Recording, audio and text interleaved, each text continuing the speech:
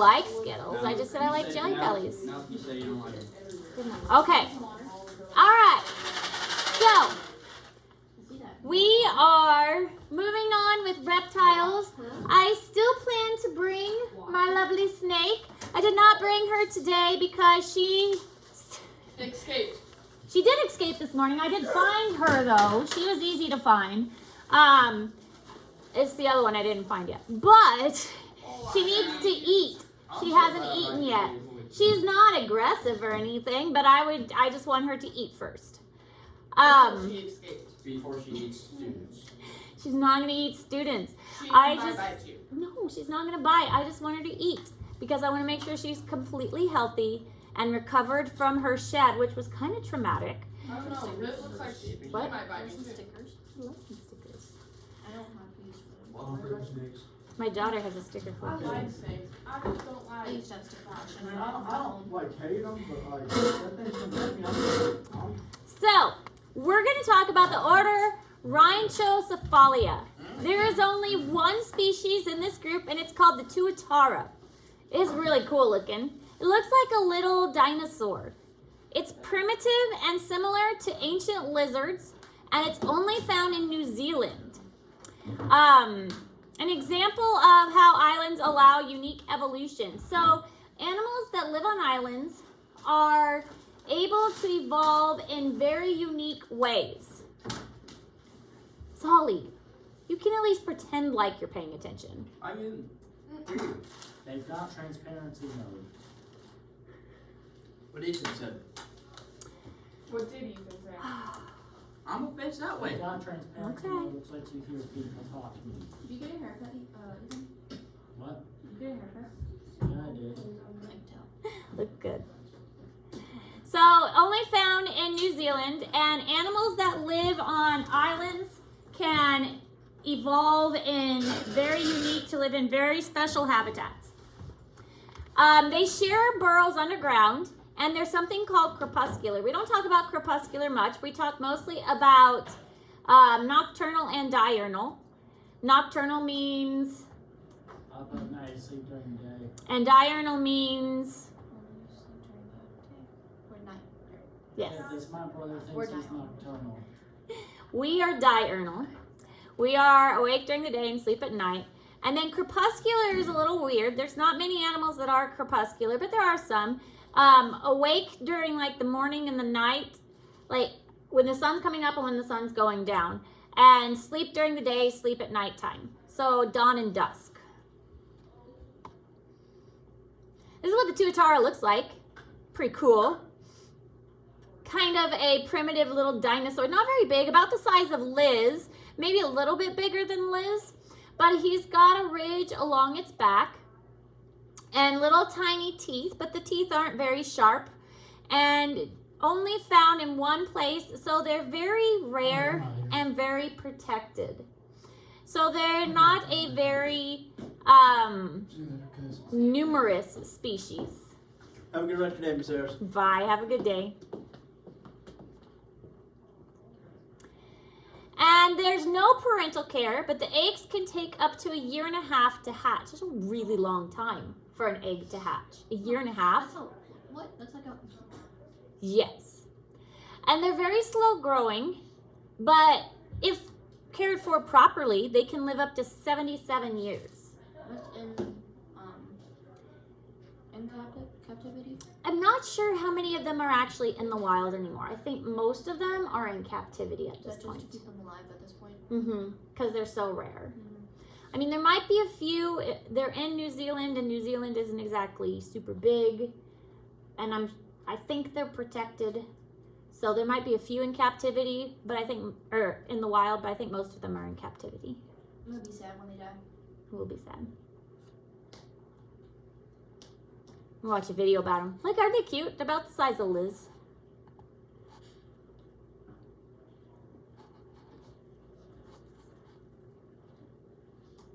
Maybe we'll watch a video. There we go.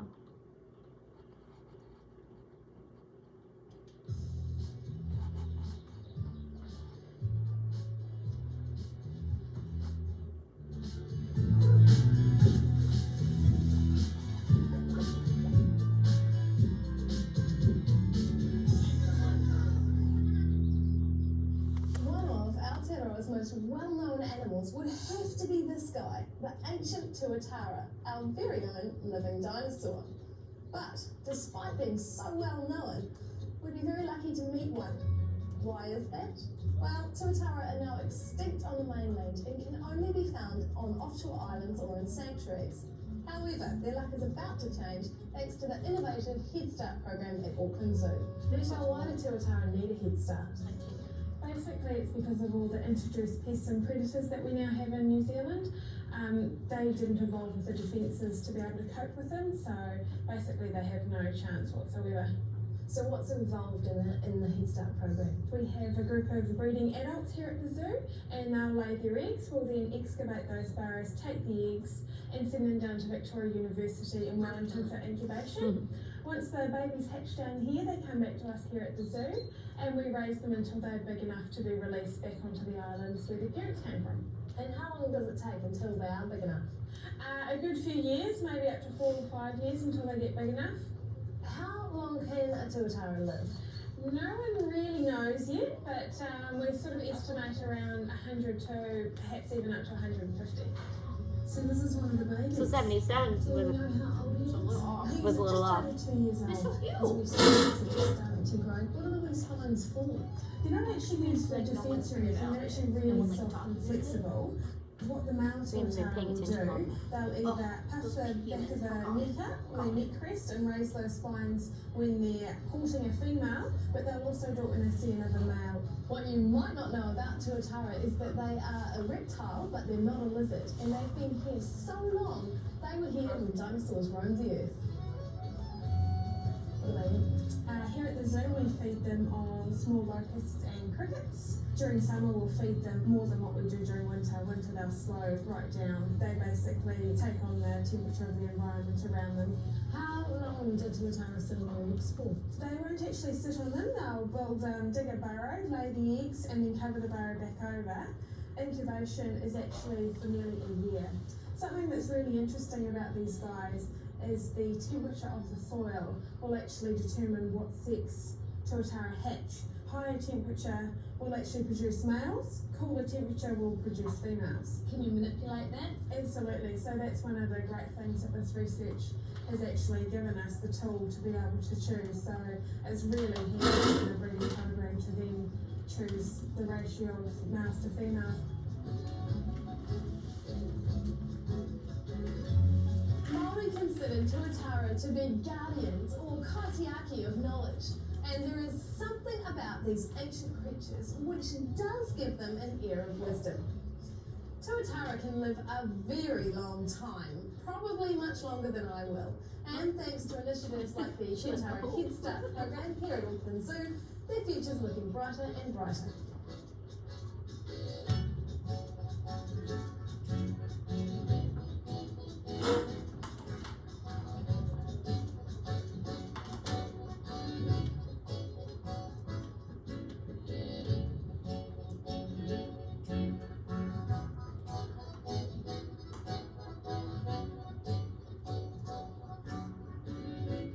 It's like Liz's little cousin or something. Little cousin, that's much older than him. Much more ancient. So, we already mentioned that other reptiles can adjust whether they're males or females based on the temperature. This was another good example of that. The Tuataras can adjust whether they're males or females, and they were talking about a breeding program where they collect the eggs once the females lay them, and then they send it off to be incubated at a university, and then once the eggs hatch, the babies come back to them so that they can raise the babies until they're big enough to be released in the wild. So they are able to choose whether they want males or females, and that way they can say we want males this time or we want females this time, and they can adjust the temperatures accordingly, which is really convenient for them so that they can pick which ones they want and help the breeding program out. All right, so moving on to order Crocodilia. Crocodiles, alligators, caimans, and gavels. These are all very similar to their prehistoric ancestors. They really haven't changed a whole lot over time. And they all have their nose at the tip of their snout, and this is so they can breathe while mostly submerged in water. Their body is going to be almost completely covered in water, and they look like a log as they're floating around. And the nose and the eyes are really the only things that are above the water when they're swimming, and everything else is underneath. The long muscular tail is great for swimming, but it's also great for defense. They can use it to whip and bat things around, kind of as a battering ram. The teeth are used for grabbing onto prey. The teeth are very good at snapping and holding closed, but they are not very good at opening. So the muscles that are used for chomping closed hold closed very strongly, but they don't open very well. So that's why you've seen crocodile hunters or alligator wrestlers or whatever that hold an alligator's mouth shut with their bare hands, because their jaws are not very strong at opening. So once you get the mouth closed, it's easy to hold it closed because those muscles just are very weak.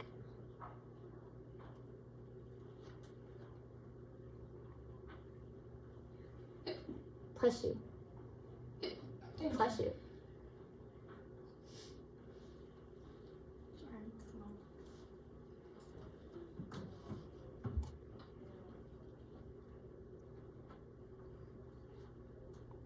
So this is the relationship between them. Crocodiles and alligators and this Crocodilia group, they're the ones that are probably most closely related to birds. They have a lot of the same characteristics as birds, which of course is going to be our next group. Shortly after we get back from spring break, we are going to wrap up our reptile unit. So unfortunately, we are going to have to wait till after spring break. With as crazy as this week is going to be with career day and ACT and things like that, we just won't have time to wrap up the reptile unit before spring break. So hopefully you'll be able to remember all this stuff after spring break so we can have our test when we get back. But the crocodile group, alligator group, they had birds branch off from them at some point as far as evolution is concerned. And they have a lot of the same characteristics, like a four-chambered heart and a parental care, the way that they have scales, like birds have scales on their legs.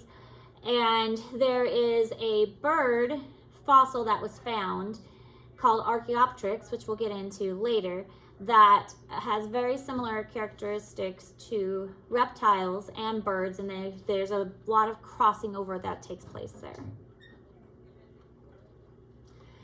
So crocodiles have a gizzard-like stomach, which again is very similar to birds and other characteristics that they share. And they swallow rocks because they don't really chew their food, and their food needs to be ground up. And in order to do that, the rocks in their stomach and the muscular gizzard, it grinds the food up and it mushes it up inside of them. So those rocks help to mush everything together. And they do exhibit parental care. So this is similar to the birds where they build a nest and they look after their young and that kind of thing. Now the four-chambered heart, this is another characteristic that they share with birds, and they actually share this with mammals as well. This four-chambered heart is going to allow for them to separate the oxygenated from the deoxygenated blood. So keeping the two separate from each other.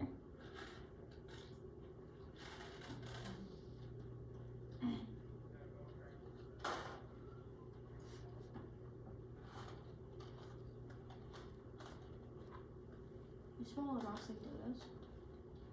Like birds in general, yes.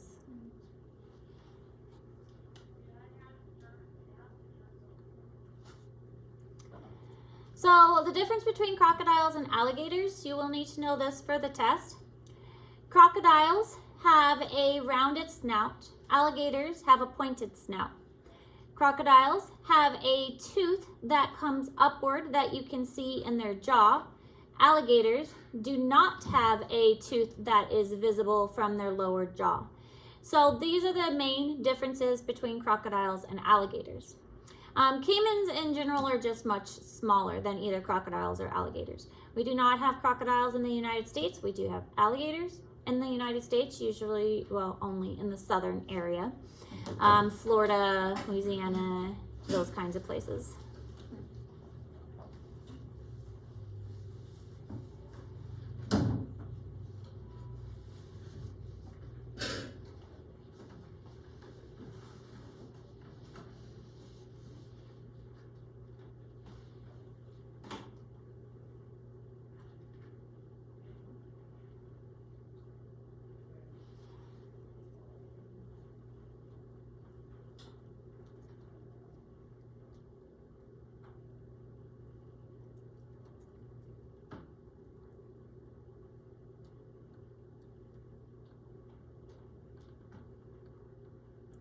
So here's some comparisons between crocodiles and alligators. So the alligator has a more rounded snout, and if you look at the side view here, there's no tooth that's projecting upwards. Crocodile, more pointed snout, and if you look right there, there is a tooth that is pointing upwards and projecting upwards.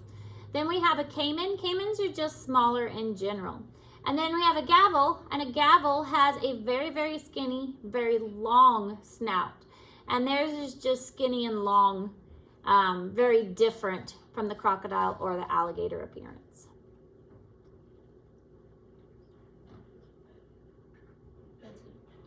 Yep, that's the gavel. Or no, the caiman. You're right, caiman.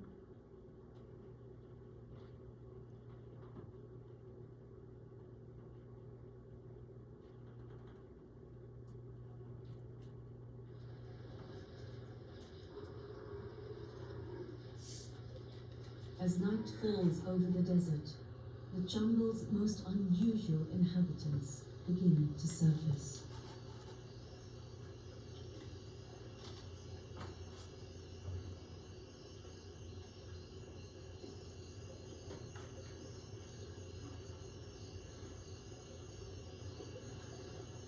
On warm May nights, bizarre-looking crocodiles haul themselves far up the sandy banks, beckoned by strange sounds. This female carrier is responding to calls from her young, telling her they're ready to enter their new world. Yet they're still having eggs, buried in the sand, and they need their mother to dig them out.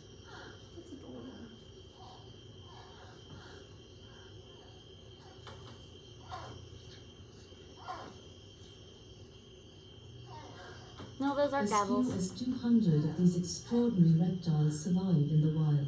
The pointy So snouts. this precious brood represents a new generation of hope for the endangered carrier.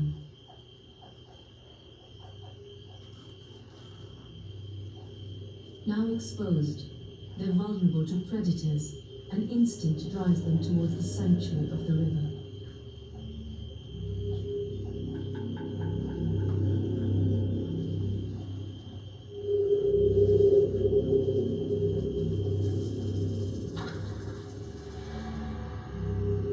But even here, monsters lurk. Male carrial that grow up to 6 meters long also inhabit these waters, and at night they're on the hunt.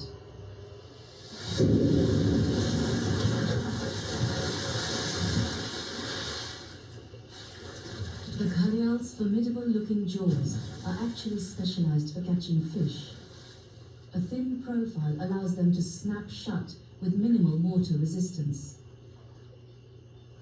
But in the shadowy light, a small hatchling can easily be mistaken for prey. During the early days of life, it pays to stick close to mum. Carrials may be cold-blooded, but they make devoted mothers. For 6 months, they attentively guard their young, and even share babysitting duties with other mothers to allow each other a little time off to hunt.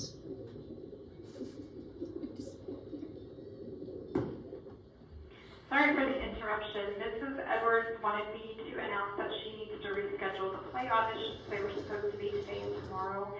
They will instead be tomorrow after school from 4 to 5 and Wednesday after school from 4 to 5. If you have any questions, reach out to Mrs. Edwards. All right, so crocodiles have enlarged brains because if they have an enlarged brain, that means that they are more intelligent than normal animals would be. This, of course, is a human brain, and so it shows kind of the progression. This is a mammal brain, a rat brain, and so as it progresses, you can determine that an animal is more intelligent. So obviously, we're the smartest. Oh yeah. Yeah, we're smarter. Here are different reptiles that are in Google Classroom. American alligator, Tuatara. This one is a caiman, a crocodile, and a gapple. They have really big bodies, and then their mouths are really long and pointy, so it's kind of funny. Long, pointy mouths. All right, any questions about that material? So, we need more time to work on that one assignment? Yeah? Okay. So you can work on that one assignment, and I will hold off on giving you the other assignment until later. And I will check the list that we were emailed to see who is going to go take the ACT tomorrow versus take it on Wednesday. So